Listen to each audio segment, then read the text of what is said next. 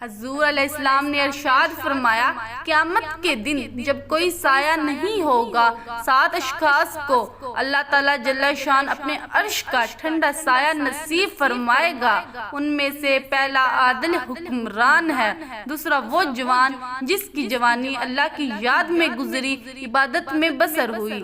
تیسرا وہ شخص کہ جس کا دل مسجد کے ساتھ لگتا ہے، چوتھا وہ شخص کہ جو 2 لوگ اللہ کے لیے پیار کرتے ہیں اور اللہ کے لیے آپس میں جدا ہوتے ہیں، اور پانچواں وہ شخص جس کو کسی عورت نے دعوت گناہ دی تو اس نے جواب میں کہا میں اللہ سے ڈرتا ہوں، اور چھٹا وہ شخص کہ جس نے مخفی انداز سے صدقہ کیا،